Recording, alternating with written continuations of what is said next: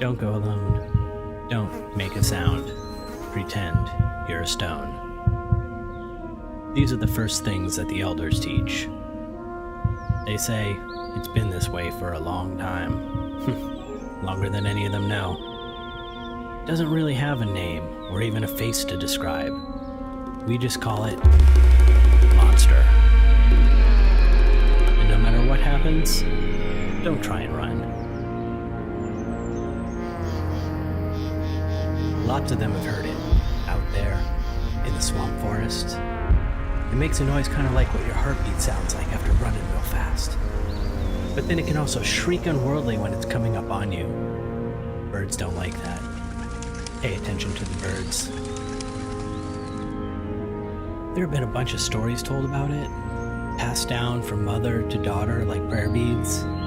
At first the kids thought they were making it up, just spooking them, trying to keep their children close.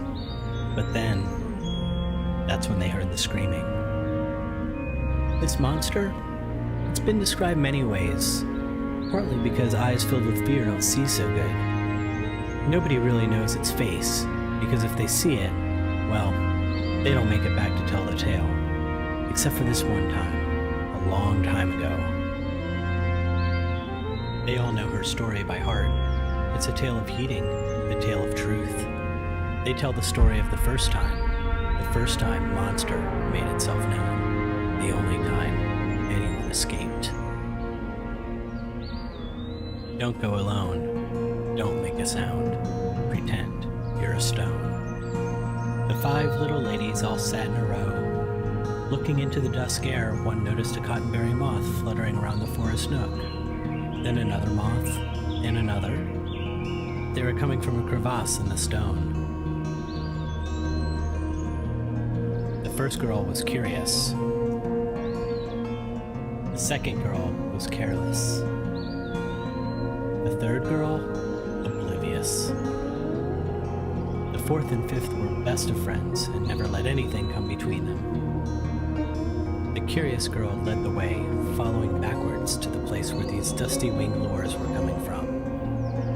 They didn't find the moth's home, but they did find themselves lost.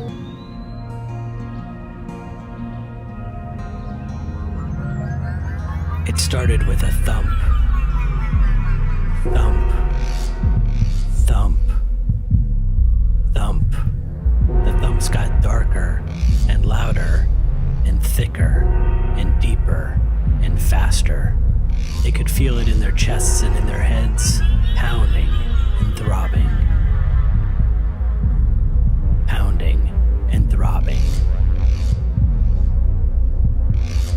The careless one screamed as she tried to run.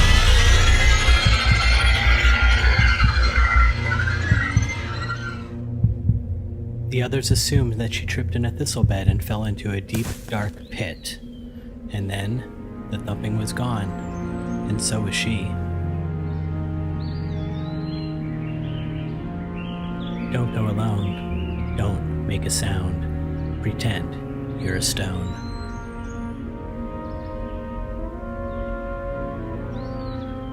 Frightened and confused, the 4 fashioned spears from fallen branches and coyote bones.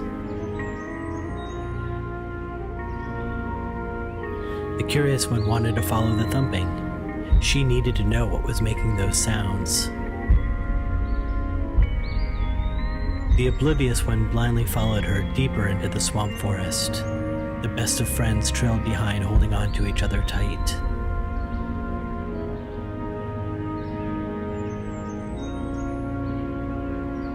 And the deeper they went.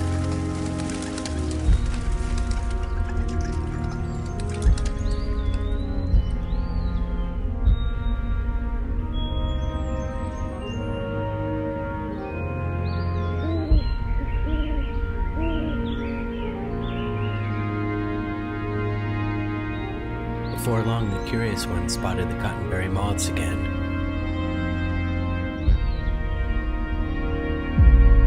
They were fluttering out of a sliver in the ancient stone ruins. The curious one knew they would find the moth's bed. She was so pleased with herself. sliver in the stone ruins was only wide enough for one to fit. She thought she could make it all by herself.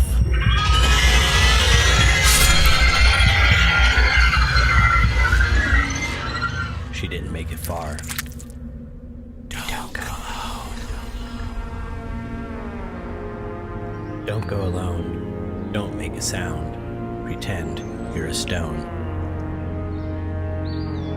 3 little ladies were all that was left.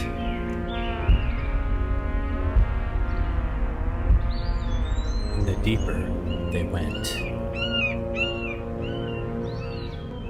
Frightened and scared. There had just been too much thumping and thumping. The oblivious one called out for home again and again, louder and louder. Moving through the brush, they came upon the dreaded dark water marsh. The oblivious one saw a girl under the water. She was looking straight back at the oblivious one. She too was calling out for home. The oblivious one bent down to get closer, but she still couldn't hear her.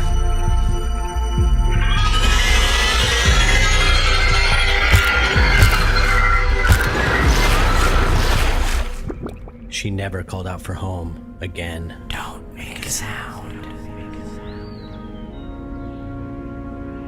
Don't go alone. Don't make a sound. Pretend you're a stone. And the deeper they went.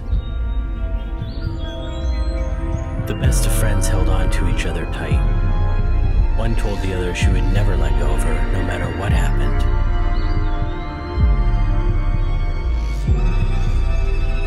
Shivering and shaking and tied in knots. They were clinging to each other so tightly they could no longer move forward. One of them said to the other that the only way to move ahead was to let go. The other refused.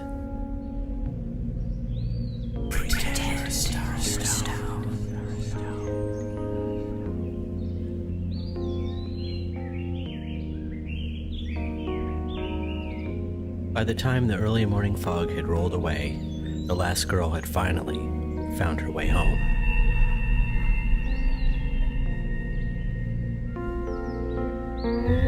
She never spoke of how she found her way back, and no one ever knew. She had a warning for all who from that day forward venture into the swamp forest. Don't go alone.